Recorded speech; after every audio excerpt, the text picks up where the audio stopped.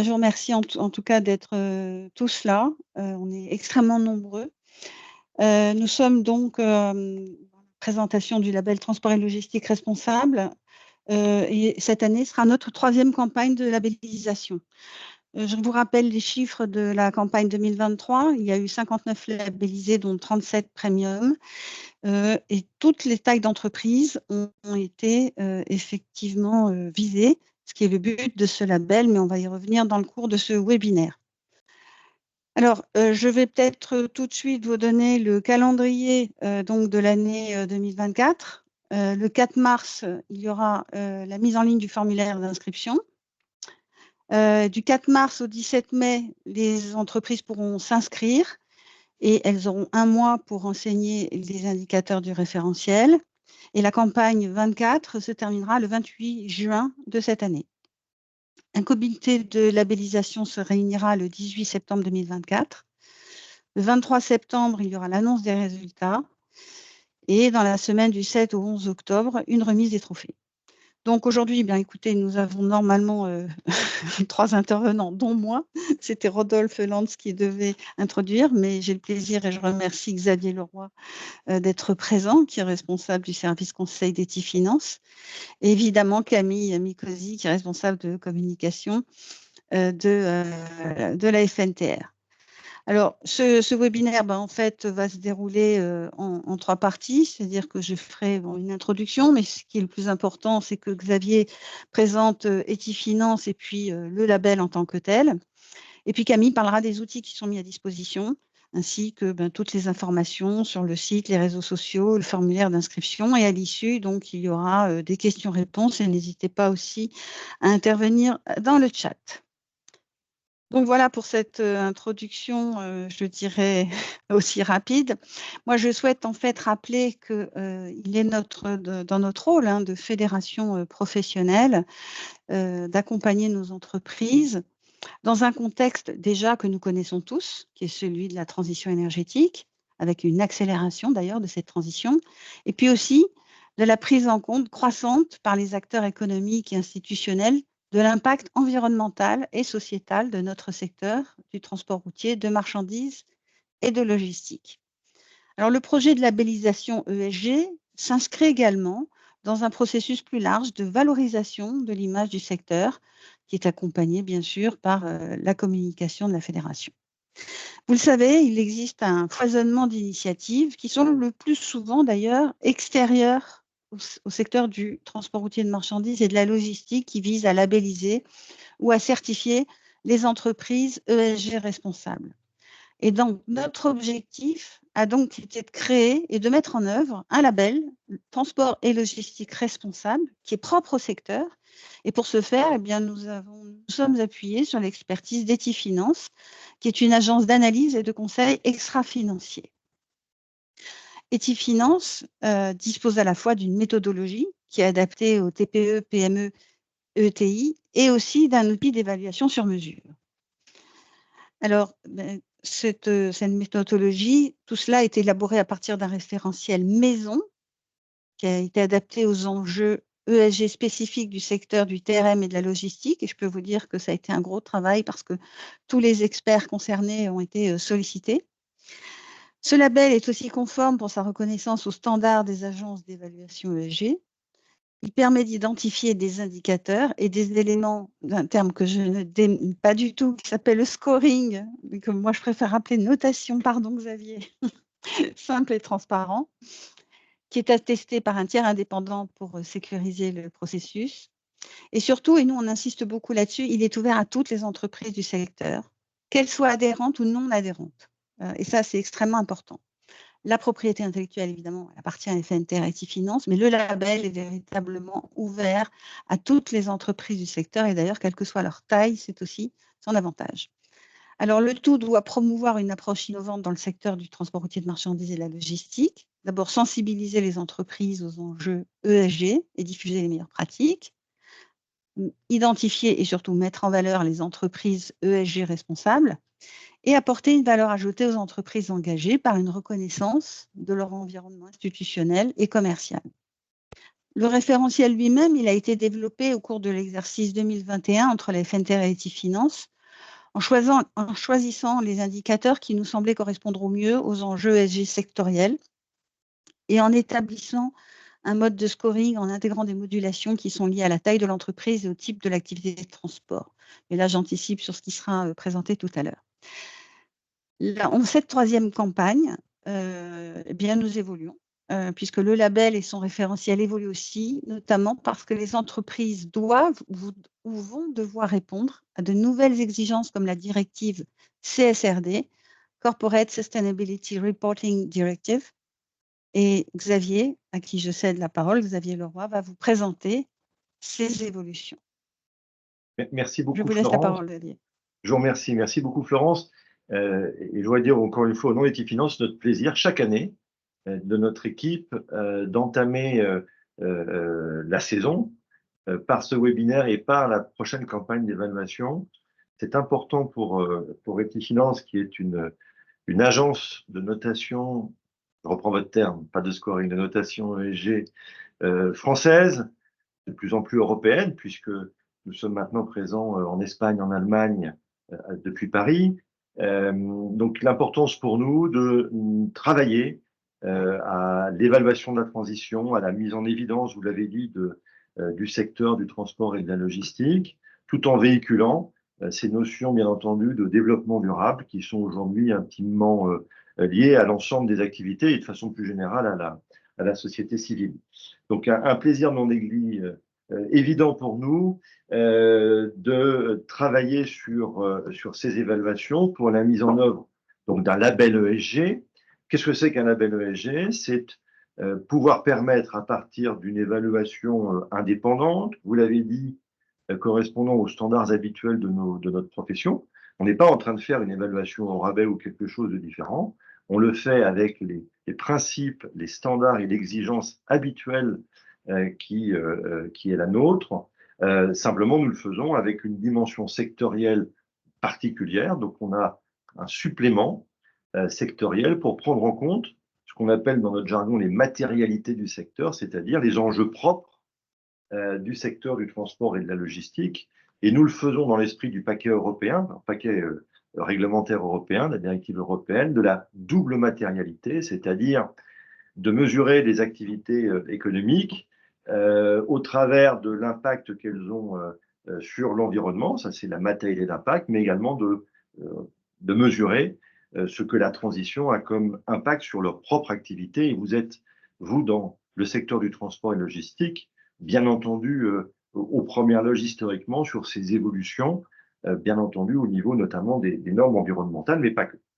Donc, un label ESG qui se fait qui est attribué selon des évaluations faites selon les règles de l'art, je l'ai dit, grâce à un référentiel. C'est quoi un référentiel? Ce sont des indicateurs, E, S et G pour environnement, S pour social, G pour gouvernance, qui permettent par thème, par sous-thème, de pouvoir déterminer la performance par pilier, la performance générale, générer une note, un score, mais une note, on va le dire en français, vous avez raison, et cette note va permettre de déterminer un positionnement en vue de l'attribution du label, voire d'un statut premium. Donc, un label ESG, c'est la reconnaissance via un référentiel d'une maturité ESG d'une entreprise et lui permettre de s'en prévaloir auprès de ses parties prenantes internes, c'est-à-dire de ses salariés, et auprès de ses parties prenantes externes, ses chargeurs, bien entendu au niveau institutionnel, au niveau local, que sais-je encore. Donc, ce qui est fondamental dans une évaluation ESG, c'est le référentiel. Et un référentiel, vous en avez la composition sous les yeux. Ce référentiel, il est adapté dans le cadre de nos travaux aux enjeux propres, je dirais aux spécificités propres de transport et de logistique, avec premièrement une segmentation liée à l'activité. On va faire de façon distincte des évaluations selon qu'il s'agit d'entreprises du transport, de la logistique, forte puissance, etc.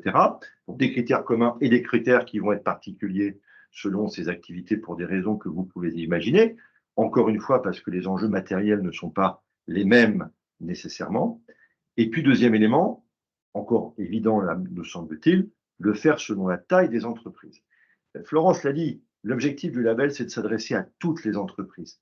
Toutes les entreprises, qu'elles soient petites, toutes petites ou très grosses, ont un enjeu ESG ou un enjeu RSE pour reprendre la vision du point de vue de l'entreprise. La seule chose, c'est que cet enjeu et les obligations, qu'elles soient réglementaires ou qu'elles soient, je dirais, volontaires, qui s'imposent aux entreprises, dépendent de leur taille.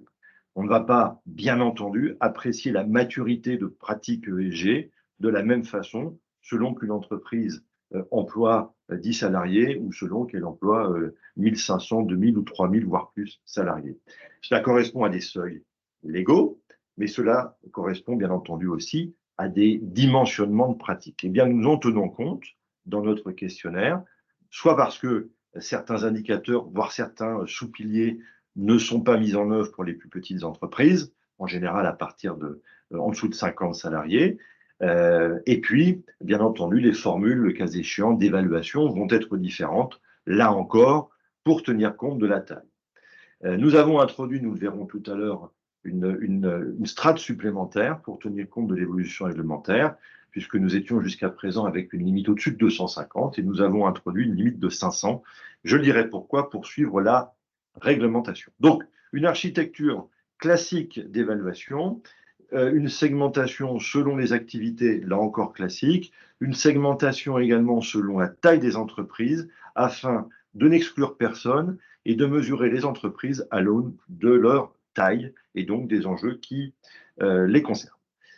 Si nous poursuivons, Alexandra, vous avez ici un exemple d'arborescence pour voir comment s'organise l'évaluation. Donc, nous commençons par des indicateurs. Nous avons vu qu'ils peuvent être différents le cas échéant, selon la taille de l'entreprise et son secteur d'activité, en sachant que certains sont immuables, universels, entre guillemets. Puis nous les regroupons par sous-thème. Donc, vous avez quelques exemples sur prenons le social avec ce qui va concerner la façon dont sont gérées les ressources humaines, la façon dont la formation, le développement des compétences est pris en charge par l'entreprise, un élément très important, bien entendu, sur l'égalité des chances, et puis des éléments relatifs à la santé et sécurité. Je tiens à préciser d'ailleurs que dans certains cas, selon la taille de l'entreprise, on va avoir des indicateurs qui vont être optionnels, c'est-à-dire que l'entreprise n'est pas obligée de mettre en œuvre un certain nombre de choses. Dans d'autres cas, cela relève de la loi et par conséquent, bien entendu, on va appréhender de façon différente le sous-thème et les indicateurs correspondants. Et puis ensuite, nous continuons de consolider par thème et afin de déterminer un score, une note ESG permettant à l'entreprise de s'évaluer. Une note, finalement, on n'a pas trouvé mieux si on veut comparer sa performance dans le temps. Ça permet de voir comment on évolue et puis ça permet de se comparer aussi à d'autres pairs et ainsi de mesurer sa performance qui pourra, nous l'avons vu, être sanctionnée au sens littéral du terme par l'attribution d'un label. Si nous poursuivons cette présentation, nous allons voir l'évolution peut-être que nous avons faite en matière d'indicateurs pour tenir compte de la réglementation d'évolution. Et puis je viendrai ensuite sur cette étape de labellisation. Nous avons fait évoluer effectivement le référentiel et nous le faisons chaque année pour plusieurs raisons. La première, c'est que avec le temps, ça fait 3 ans, en 3 ans, les pratiques ont changé. On voit que ce sujet, qui était un sujet de quelques pionniers il y a quelques années, est devenu aujourd'hui un sujet pour la plupart des entreprises de façon générale. Donc on voit bien que la maturité générale, l'évolution fait que les pratiques sont plus en place qu'elles ne l'étaient auparavant. Premier élément, si on veut continuer à distinguer ceux qui sont les meilleurs en maturité, il faut renforcer ces niveaux d'exigence. Deuxièmement, au fur et à mesure du temps, et grâce aux travaux que nous avons chaque année avec la FNTR, nous sommes en mesure d'identifier des enjeux ou d'affiner certains enjeux et ainsi de mieux coller encore aux réalités, à la matérialité des enjeux pour les secteurs de transport et de logistique. Et puis la troisième raison, c'est la réglementation. Et la réglementation, cette année, c'est CSRD, Florence l'a évoqué, c'est-à-dire une évolution au niveau européen quant à l'obligation faite aux entreprises de déclarer un certain nombre d'indicateurs ESG, de standards ESG, en fonction d'ailleurs de la matérialité de ces enjeux par rapport à leur activité, et avec à la clé des données extra-financières qui seront être auditées, qui seront publiées et je l'ai dit, standardisées. Cette directive va être mise en place au fur et à mesure dans les toutes prochaines années. Et la première tranche, pour publication en 2025 sur les 2024, concernera les entreprises de plus de 500 salariés avec quelques conditions supplémentaires. Mais c'est bien pour cela que nous avons souhaité intégrer dès à présent dans ce référentiel, et nous continuerons au fur et à mesure de l'incrémentation de la réglementation à faire évoluer ce référentiel. Mais c'est pourquoi cette année, nous avons d'ores et déjà introduit avec la fédération cette dimension CSRD et donc la création d'une nouvelle tranche pour les entreprises de plus de 500 salariés qui sont en train de se préparer à cette nouvelle réglementation, à ces nouvelles obligations lourdes, importantes et qui ouvrent la porte, comme je le disais, à plus d'informations, plus de transparence pour les entreprises de l'économie au niveau européen. Voilà l'explication donc de cette évolution. Ce qui n'empêche que nous continuons à procéder en matière de labellisation de la même façon. Et ces étapes, je vais vous les rappeler.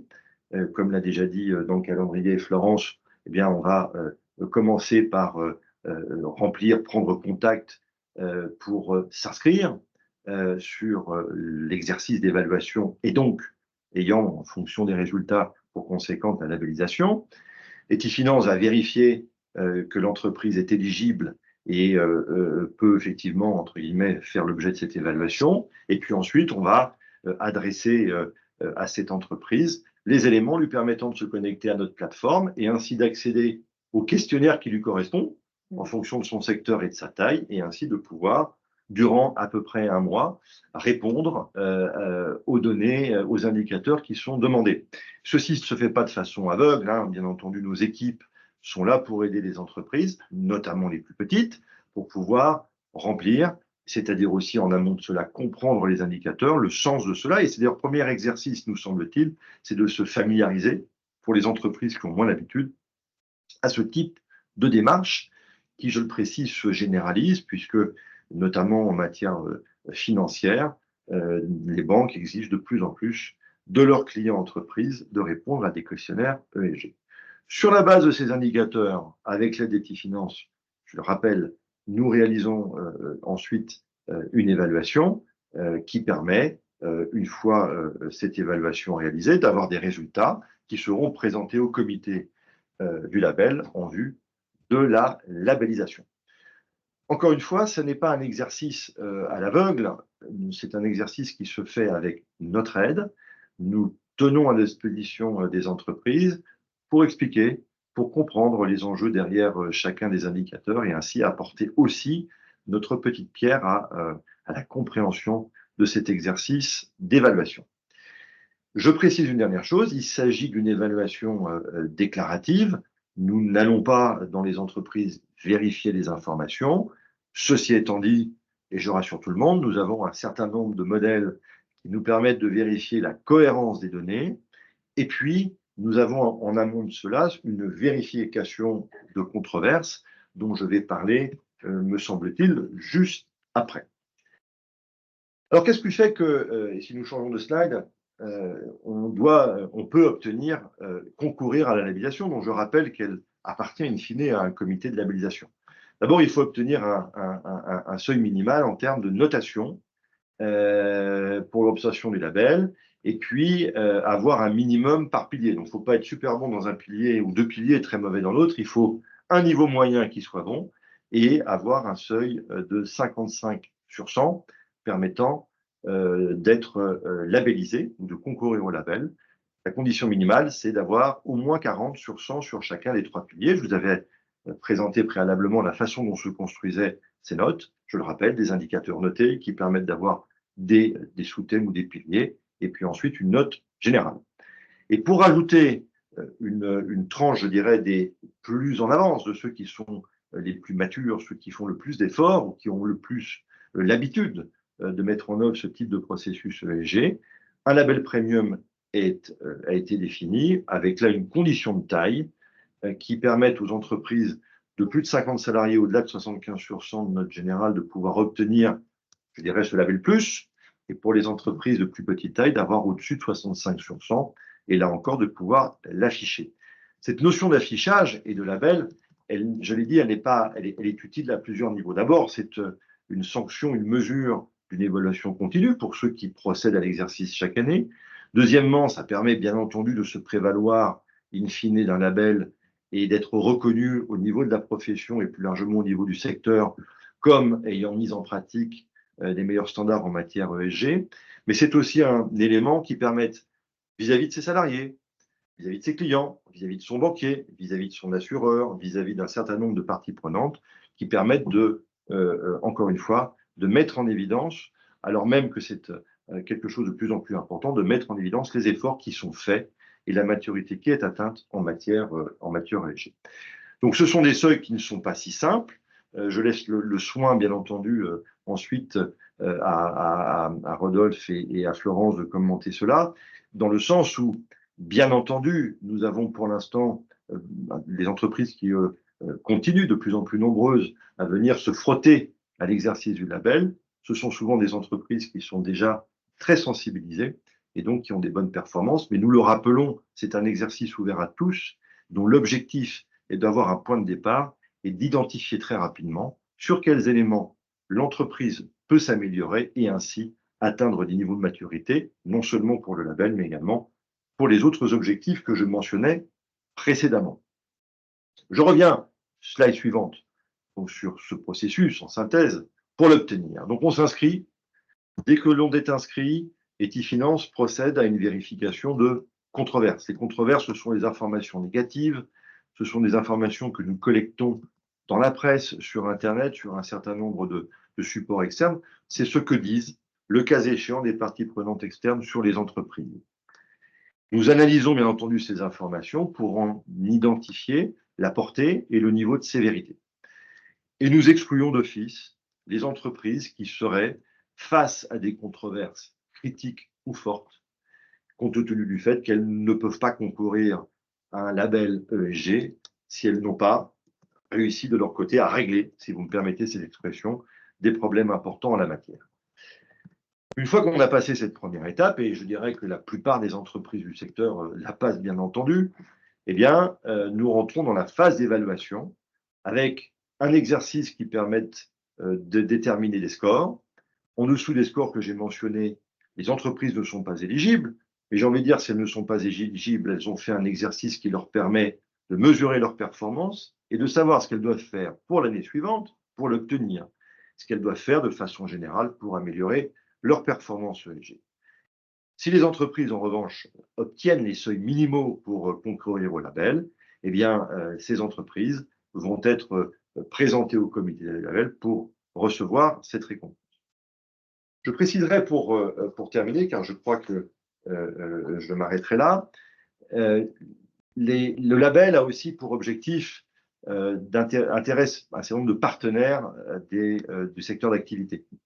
Et c'est d'ailleurs pour ça que nous avons, ça a été dit par Florence, travaillé cette année aussi à intégrer quelques suppléments d'éléments d'évaluation permettant de mettre en évidence, je prends un exemple, des aspects liés aux assurances sur le taux d'accidentologie, par exemple, qui permettent d'intégrer dans notre évaluation des éléments qui peuvent être saisis directement par un certain nombre de vos partenaires et qui permettent, dès lors qu'on obtient le label, d'être identifiés, y compris sur ces parts d'activité ou sur ces éléments économiques, de pouvoir bénéficier d'un regard, je dirais, plus favorable que l'on peut avoir si l'on n'a pas le label. Donc, encore une fois, un exercice, certes d'évaluation, un exercice d'évaluation continue, mais aussi un exercice qui permet de se mettre en évidence auprès d'un certain nombre de ces partenaires, de ces fournisseurs ou de ces prestataires.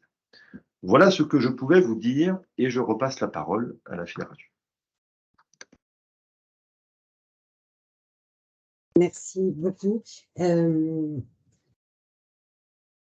Du coup, je voulais revenir sur les aspects de communication notamment. Donc, vous voyez la slide qui s'affiche avec les différents prix.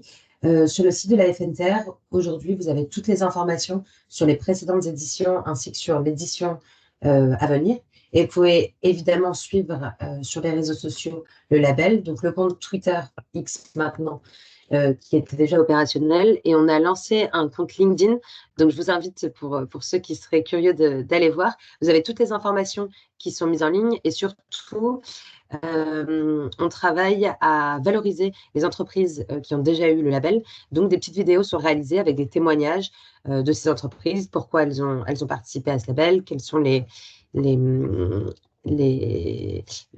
événements qu'elles ont envie de mettre en avant, les actions RSE qu'elles ont envie de mettre en avant, et enfin, à quoi a pu leur servir ce label, quels sont les avantages. On donne aussi la parole sur nos différents supports aux partenaires, puisqu'ils sont nombreux à être partenaires de ce label. La grande Camille, nouveauté cette année, pardon. non, Camille, non, j'en prends la parole pour les Oui, tarifs. J'ai quelque chose à dire, je voulais te le dire. oui, Allez-y. je vous en prie. J'y vais. Non, je voulais dire, c'est bien entendu, ce sont les tarifs d'Equifinance. Hein, je précise, c'est bien entendu le tarif correspondant à nos évaluations.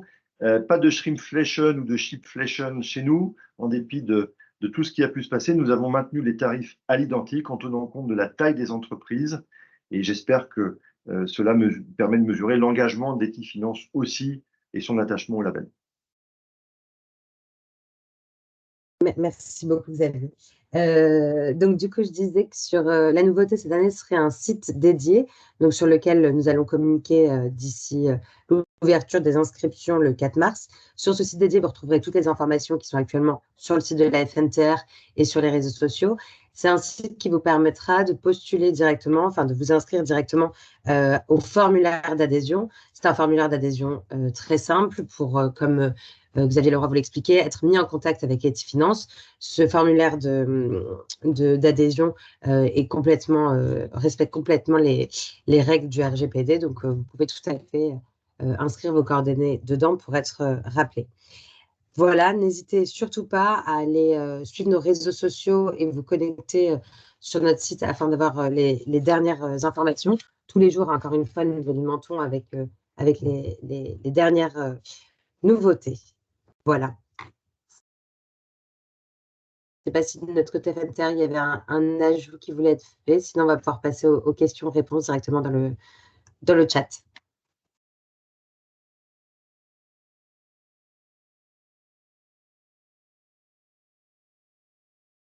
Eh bien, il y a une question pour le moment.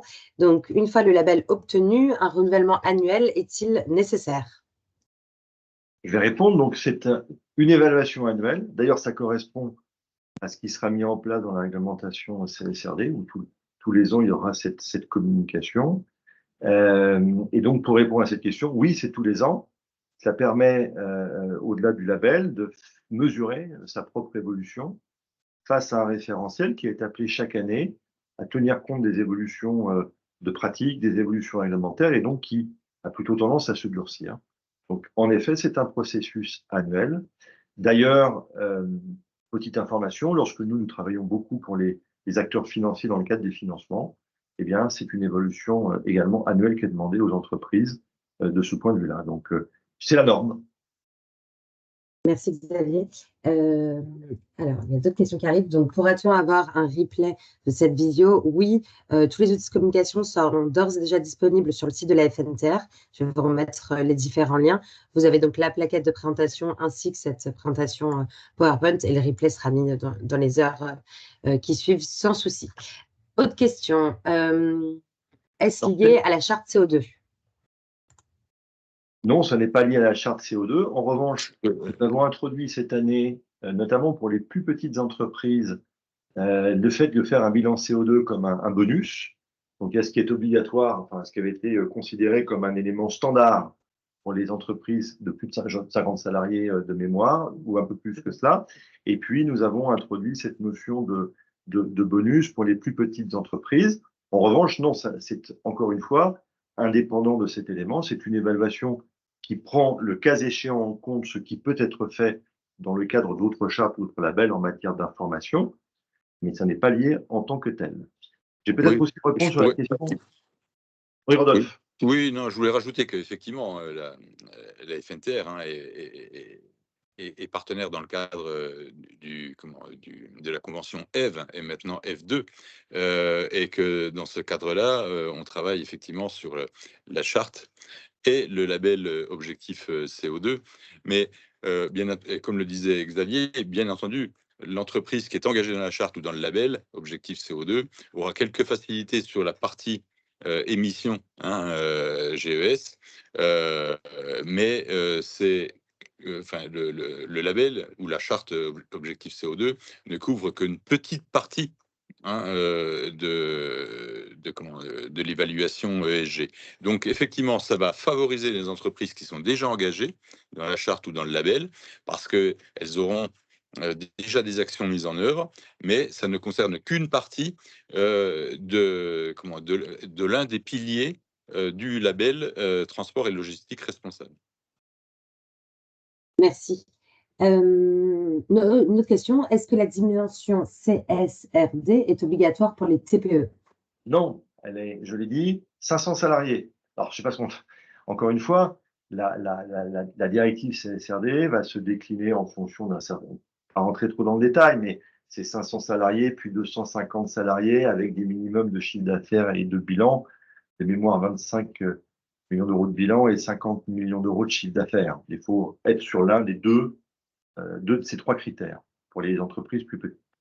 Donc, non, ça ne concerne pas les TPE, CSRD, ça concerne les grandes entreprises, plus de 500 salariés, et demain, on va dire les ETI, plus de 250 salariés dans un certain nombre de cas de taille de business et de bilan. Ceci étant dit, même si les règles ne s'appliquent pas, les entreprises plus petites, de la part de leurs parties prenantes, et notamment financières, vont probablement être soumises à quelques nouveaux standards pour pouvoir mesurer la performance ESG. Dans tous les cas, à notre niveau, nous n'avons intégré les nouveaux CSRD que pour les entreprises de plus de 500 salariés. Je crois, Camille, avoir vu une question sur la gouvernance. Exactement. Pouvez-vous développer ce qui concerne le volet gouvernance? Donc, le volet gouvernance comprend plusieurs sous-thèmes qui vont être appréhendés très différemment selon la taille des entreprises. Pour aller très vite, tout ce qui va concerner la composition des instances de gouvernance, c'est-à-dire la structure de gouvernance, le nombre de membres du groupe, ce sera au-dessus de 250 salariés. Les entreprises de plus petite taille ne sont pas soumises à ces éléments de façon générale. Ensuite, on va avoir tout ce qui va être lié à l'éthique des affaires. Et là, selon encore une fois les indicateurs, mais je dirais que c'est un pilier, un sous-pilier qui va s'appliquer y compris aux petites entreprises, notamment pour la formulation de pratiques en matière de conduite des affaires ou de lutte contre la corruption, ou bien la sensibilisation des équipes aux règles de conduite. Troisième niveau, c'est l'existence d'une politique RSE et d'une mesure des enjeux extra-financiers. Là encore, selon les indicateurs, sera plus ou moins puissant pour les plus petites entreprises ou pour les grandes entreprises. Je dirais schématiquement pour les petites entreprises, qu'est-ce qu'on va demander? Est-ce que vous avez matérialisé un engagement RS sur quelque chose qui permette de mettre en évidence le fait que vous avez à cœur cette dimension? Ou bien adhérez-vous à des organisations professionnelles en la matière? Et puis, autre sous-thème, c'est tout ce qui va être lié à la relation avec les sous-traitants. Là encore, modulation selon la taille des entreprises. De mémoire, pour les entreprises de moins de 10 salariés, il n'y a pas d'indicateur pour ce sous-thème. Et puis, je crois que le dernier, ça va non plus être avec les sous-traitants, mais ça va être la relation avec les clients et tout ce qu'on va... on y a mis également la sécurité des systèmes IT. Là aussi, ce sont des notions qui sont globalement des notions pour les entreprises de plus de 150 salariés. En d'autres termes, le pilier gouvernance, c'est l'exemple même de ce que nous faisons dans l'adaptation des exigences en fonction de la taille des entreprises, non seulement pour des raisons, j'ai envie de dire légales, mais aussi pour des raisons de capacité à mettre en œuvre et de nécessité à mettre en œuvre un certain nombre de choses. Plus les entreprises sont grandes, plus elles devront répondre d'éléments liés à la gouvernance et sous ces différents thèmes que je viens de présenter. Plus elles seront petites, on va saisir quelques indicateurs permettant de mettre en évidence la prise en compte dans ce pilier par les plus petites entreprises. Merci beaucoup. Si nous avons déjà souscrit en 2023 et échoué à la labellisation, faut-il reconstruire entièrement le dossier ou peut-on travailler seulement sur les ratios non conformes? C'est une évaluation. Alors, Il n'y a pas de ratio non conforme ou quoi que ce soit. C'est une évaluation par indicateur, année après année. Et donc, il faut répondre aux indicateurs qui sont demandés. On fait une évaluation sur 2 ans, c'est-à-dire que, encore une fois, quand on a fait l'exercice l'année précédente, on peut récupérer les données qu'on a déclarées pour ne déclarer que les données 2023 en l'occurrence, donc garder 2022 pour déclarer 2023, sauf à avoir complété entre-temps peut-être quelques données, le cas échéant, ou bien parce que le périmètre a pu changer au niveau de l'entreprise. Mais je le redis, c'est un exercice annuel. Et donc, en 2023, il faut déclarer sur l'ensemble des indicateurs du référentiel 2023. Référentiel, je leur précise, qui a pu un peu évoluer par rapport à l'année dernière et donc qui demande quelques informations supplémentaires selon la taille des entreprises. Merci. Pour cette nouvelle campagne 2024, y a-t-il eu une intégration de nouveaux indicateurs? Que pouvez-vous nous dire en termes d'évolution du niveau d'exigence du label? De façon générale, l'exigence du label, elle se renforce année après année, tout simplement pour les raisons que je mentionnais précédemment, qui sont liées à l'évolution réglementaire d'un côté et l'évolution des pratiques de l'autre. Donc, c'est comme si on se demandait, est-ce qu'il y a 10 ans, on faisait autant, ou on communiquait autant, ou on formalisait autant en matière ESG? La réponse est non. Eh bien, on voit que nous, depuis 3 ans, lorsque nous travaillons sur ce référentiel, mais comme sur tous nos référentiels, nous les durcissons parce que les pratiques s'améliorent et que pour avoir quelque chose qui permette de mettre en évidence des classements, il y a une règle mathématique, la règle de distribution, la règle de Gauss. Et donc, on est toujours obligé d'avoir une exigence de notation qui permet d'identifier peu de très mauvais, peu de très bons et la plupart des notes qui se distribuent autour d'une courbe plus ou moins parfaite. Alors, il y a un petit enjeu chez nous, c'est que, bien entendu, lorsque c'est une démarche qui est volontaire, souvent ce sont les entreprises les plus avancées qui sont les plus intéressées. Il n'en demeure pas moins vrai que nous veillons à cette exigence de difficulté en tant que telle. Donc, voilà ce que je peux dire. Deuxième type d'exigence qui ont pu évoluer, je l'ai dit, c'est CSRD. Nouveau seuil de plus de 500 salariés, nouvelles exigences relatives à des critères CSRD donc, qui sont liés aux obligations réglementaires pour les déclarations qui sont faites en 2025. On peut mentionner, je l'ai mentionné, les bilans carbone optionnels pour les entreprises entre 50 et 250 salariés. On a considéré que finalement, maintenant, le bilan carbone s'était énormément démocratisé avec des solutions en ligne qui permettent de mesurer beaucoup plus facilement que ce n'était le cas, donc beaucoup plus accessible. On a également fait évoluer, je l'ai dit, dans le cadre des travaux, des échanges qu'on a pu avoir avec certains partenaires de la filière sur les éléments d'assurance. Et donc, on a également rajouté des éléments en la matière.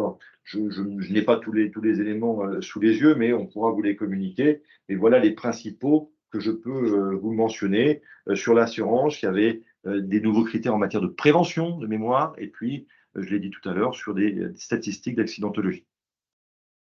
Merci beaucoup. Alors, une question qui est très attendue. Est-ce que le label est par SIRET ou cela peut être possible au niveau d'un groupe? C'est possible au niveau d'un groupe, au niveau consolidé.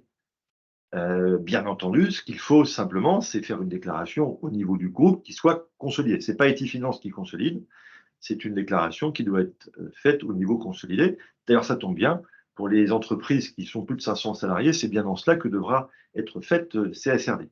Donc, je confirme au niveau du groupe. Ce qui peut être compliqué au niveau d'un groupe, le cas échéant, c'est si le groupe a plusieurs activités. Là encore, s'il y a des particularités, nos équipes sont à votre disposition pour identifier le périmètre qui fait le plus de sens et trouver la bonne solution d'évaluation. Merci beaucoup. Une autre question très attendue. Peut-on avoir la liste des indicateurs? Oula, la liste des indicateurs est disponible pour ceux qui s'inscrivent. Voilà, merci. Les entreprises labellisées ESG sont-elles toutes dans une démarche avancée de RSE? C'est notre sentiment, c'est l'objectif. Et c'est pour ça que chaque année, nous travaillons sur la qualité du référentiel. Je le redis, c'est pas un exercice, c'est pas un référentiel sympathique. C'est pas fait pour que tout le monde ait un bon résultat. Cela suit nos principes habituels, nos indicateurs les plus standards modulo, bien entendu, la taille de l'entreprise. Et je peux vous dire que pour les entreprises de moins de 10 salariés, Il y a peu d'indicateurs, mais ça reste, bien entendu, pour ces entreprises déjà un enjeu. Donc, des indicateurs habituels, et puis beaucoup d'indicateurs qui sont propres au secteur. Sur l'éco-conduite, j'ai parlé de la prévention à l'instant, je viens de parler de nouvelles règles en matière de prévention, etc. Tout ça pour vous dire que c'est en effet un exercice qui, nous semble-t-il, n'est pas simple. Mais c'est bien ça qui leur donne la valeur. Je voudrais ajouter également, Xavier, que finalement, on s'est aperçu entre la première et la deuxième édition que des entreprises qui avaient échoué lors de la première évaluation sont revenues. Parce que effectivement, on l'a peut-être pas dit assez clairement, l'entreprise, lorsqu'elle a été évaluée, reçoit un rapport de la part d'Etiffinance, hein, pas seulement une note, hein, et donc elle est en capacité effectivement de voir sur les points sur lesquels elle a une progression possible. Alors, une progression même en ayant le label d'ailleurs, hein, puisqu'on a vu des entreprises qui avaient le label, je dirais, normal la première année et qui sont devenus premium la deuxième. Certains qui avaient échoué la première année, qui ont été labellisés, voire même labellisés premium la deuxième année parce qu'ils avaient compris là où effectivement il y avait la possibilité d'avoir une évolution. Donc on est vraiment dans une démarche ESG, hein, pour l'entreprise, comme on peut avoir on a pu avoir, parce que c'était la mode il y a 10-20 ans, mais c'est encore valable aujourd'hui, bien entendu, mais une démarche qualité, hein, ou une démarche compétence. C'est-à-dire qu'on est en perpétuelle évolution, et comme le label, le référentiel du label évolue également, eh bien, ça permet effectivement d'avoir cette double évolution pour finalement que toutes les entreprises soient véritablement dans une démarche de labellisation et d'évolution sur ces questions ESG. Il y a une question, je crois, Camille, sur EcoVadis. Comment est-ce que ce label peut être mis en valeur auprès des clients? C'est bien cela? Exactement. À chaque évaluation, son utilité. EcoVadis, c'est un label supply chain qui permet, pour ceux qui ont le fait, Etiffinance d'ailleurs, à la demande d'un certain nombre de nos clients, fait l'exercice EcoVadis. Donc on le connaît bien chez Etiffinance. Ça mesure quelque chose. Le label ESG, il mesure comme une agence de notation, une vraie, avec des vrais analystes, avec des vraies méthodologies réfléchies, adaptées au secteur, une évaluation. Donc, sans doute que les clients qui peuvent voir l'évaluation EcoVadis comme un élément je dirais, de vérification habituelle de premier niveau, je dirais, permet d'éliminer de façon un peu négative, pourrait choisir de façon positive ceux qui ont le label ESG, permettant d'identifier ceux qui ont les meilleures pratiques. Ça, je pense que c'est l'enjeu de la filière, de la fédération et de ces entreprises, de continuer plus précisément à militer pour que les chargeurs, je crois, pour employer le terme habituel, se disent, tiens, je vais faire transporter mes marchandises de façon responsable. Je le dis chaque année, moi je rêve demain, lorsque je vais faire mes courses, de voir produits transportés de façon responsable. Donc, en tout cas, c'est la première pierre.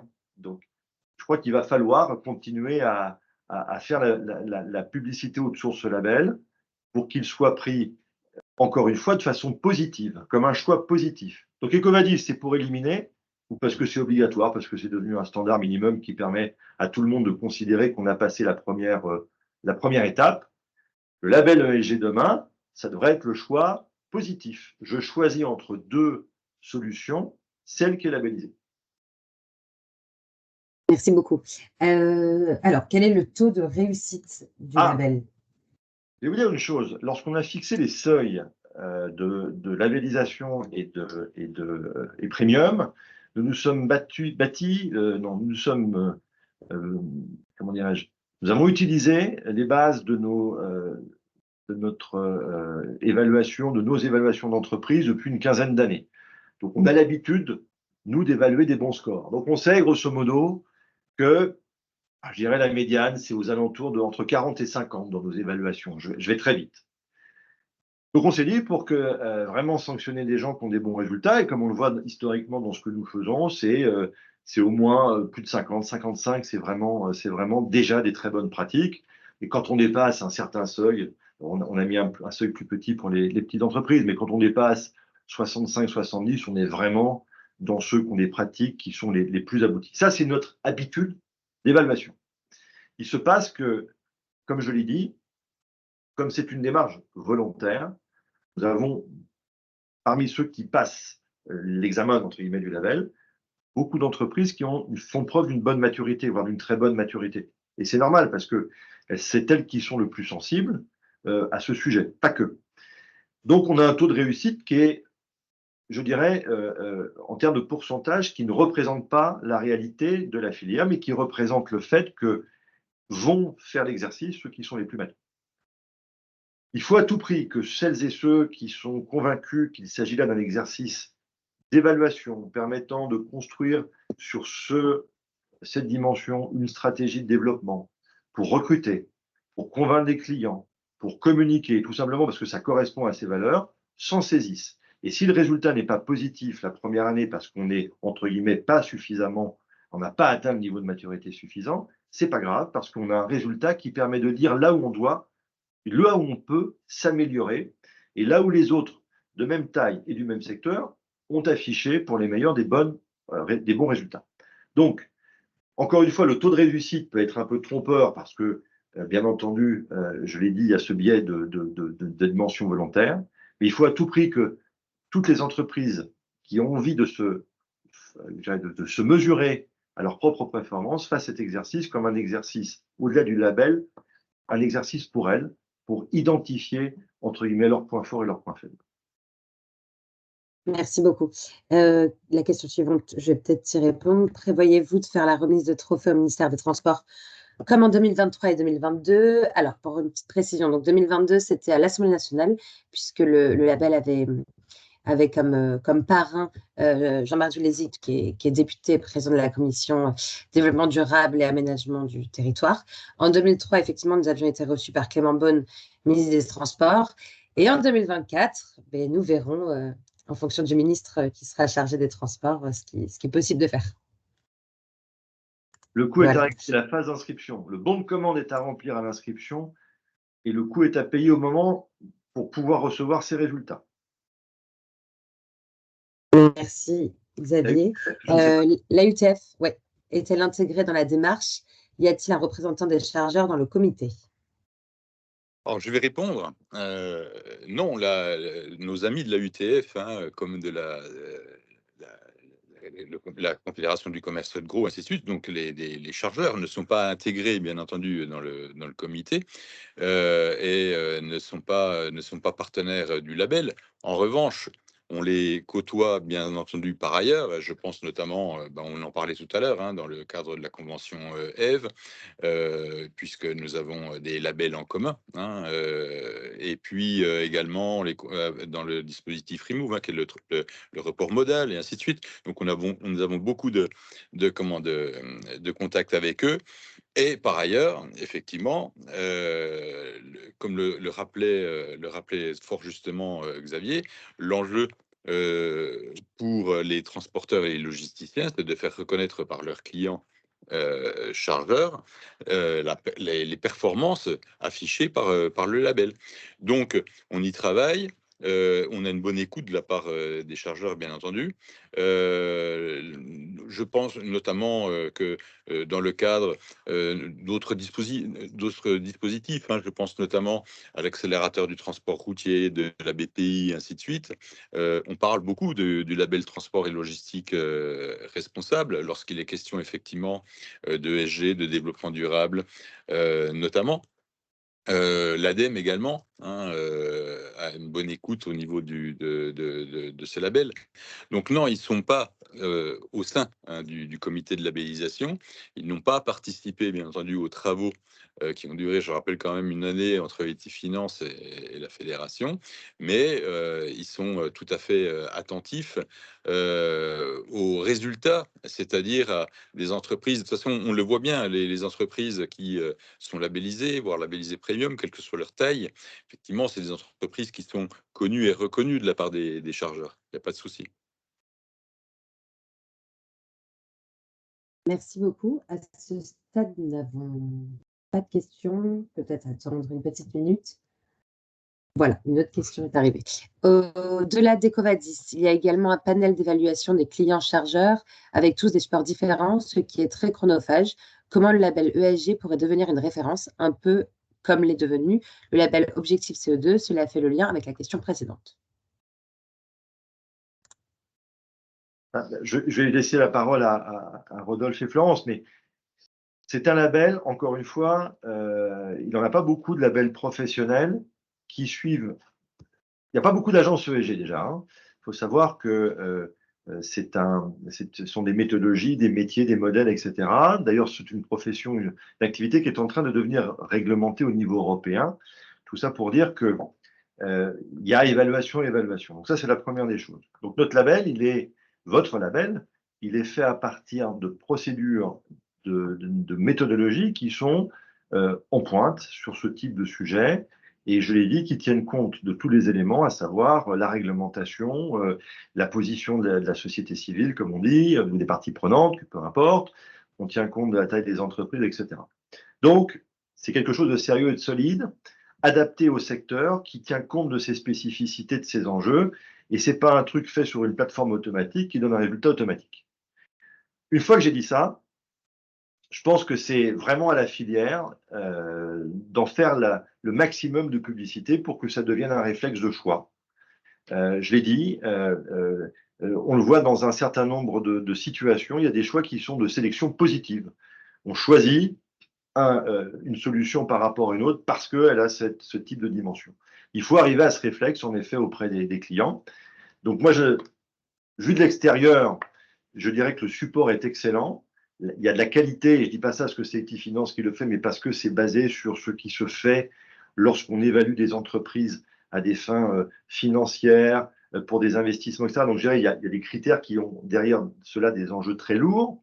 Eh bien, c'est fait de la même façon. Donc la qualité, me semble-t-il, est extrêmement solide et elle se perpétue d'année en année avec cette veille que nous faisons pour toujours être exigeants. Tout est là pour y parvenir. Voilà ce que je peux dire du point de vue technique. Je rajouterais que, enfin, je me répète, puisque tout le monde connaît le label Objectif CO2, la plupart des entreprises ont été à un moment donné sensibilisées sur Objectif CO2 ou sur EFCOM si elles ont une part commissionnaire, qu'elles sont entrées dans la démarche chartée, la charte ou le label, mais on est vraiment exclusivement en matière objectif CO2, on est vraiment exclusivement sur la partie développement durable, environnemental, sur la partie émissions de gaz à effet de serre. Le label ESG, on l'a vu, il y a 3 piliers. Il y a la gouvernance, il y a le social, il y a l'environnement. La partie gaz à effet de serre, les GES, c'est une partie du pilier environnement. Donc, comme je le disais tout à l'heure, ça va venir aider l'entreprise parce qu'effectivement, elle aura déjà réalisé un certain nombre d'actions et donc il n'y a pas de souci, elle scorera bien sur ces indicateurs, mais le label ESG, transport et logistique responsable, est beaucoup plus large. Alors après, bien entendu, lorsque un chargeur a besoin d'être, par exemple, labellisé Fret 21, il va s'appuyer pour ce faire sur des entreprises qui sont elles-mêmes labellisées Objectif CO2, parce que ça lui permet d'obtenir plus rapidement son label Fret 21, ce qui est tout à fait logique. C'est une chaîne. C'est comme les commissionnaires, lorsqu'ils s'appuient sur une entreprise qui est une flotte qui est, entre guillemets, plus propre, eh bien, il va, entre guillemets, gagner des points pour obtenir la reconnaissance EFCOM. Bon. Je le répète, là, on est vraiment sur un label ESG avec les 3 piliers et non pas juste sur la petite partie gaz à effet de serre, émission des gaz à effet de serre. Voilà, c'est tout. Effectivement, alors je terminerai juste une chose, c'est que lorsque on présente, et on le fait le plus possible, le label à des chargeurs, chaque fois, effectivement, ils sont étonnés et parfois certains se labellisent eux-mêmes. Je m'explique. Nous avons le plus gros importateur de matériel informatique en France qui est venu se labelliser l'année dernière, et c'est quelques milliers de salariés, parce qu'il a trouvé que la démarche était tout à fait innovante et qu'il souhaitait en bénéficier. Et il était tout à fait satisfait des résultats que pouvait lui apporter le label. Voilà. Merci beaucoup. La prochaine question, pour démocratiser ce label, à mon sens, il faudrait le dépolitiser. Il n'est pas limité aux seuls adhérents FNTR, mais je ne suis pas certain que celui-ci soit clair pour tout le monde. En premier élément de réponse, c'est pour cela que le label a ses réseaux sociaux entièrement dédiés au label et qu'à partir de cette année, nous ouvrons un site dédié au label pour que voilà, les gens ne retrouvent pas uniquement l'information sur le site de la FNTR, même si la FNTR est à l'initiative, on retrouvera. Oui, alors bien entendu, la FNTR étant l'initiative, elle a recherché un partenaire et elle a trouvé le partenaire Etifinance, avec lequel elle a travaillé pendant une année complète, je le rappelle, entre les équipes FNTR et les équipes Etifinance. Donc, effectivement, lorsqu'il y a des évolutions, nous continuons à travailler entre les experts de la FNTR en la matière, en social, en technique, et ainsi de suite, et les experts d'Etifinance. Mais il est bien évident que, on n'a pas besoin d'être adhérent à la FNTR pour prétendre au label, ça c'est la première chose. Et deux, une fois que l'entreprise s'est inscrite, et même avant, puisque maintenant il y aura un site d'inscription qui sera autonome, la FNTR n'intervient jamais. C'est-à-dire que l'entreprise n'a affaire qu'à Etifinance. Etifinance reçoit le bulletin d'inscription, et ensuite ça se passe exclusivement entre Etifinance et l'entreprise. La FNTR n'a accès à rien, à aucune donnée, et n'intervient jamais, bien évidemment, ni dans l'évaluation, ni dans la notation. Et le label est effectivement, les évaluations sont examinées par un comité de labellisation au sein duquel la FNTR n'apparaît pas. Donc, de tout le processus, après ce webinaire de présentation, la FNTR disparaît et les entreprises qui s'inscrivent, eh bien, elles n'ont affaire qu'à Etifinance jusqu'à la remise de leur évaluation et de leurs notes. Voilà. Merci beaucoup. Est-ce qu'il y a d'autres questions?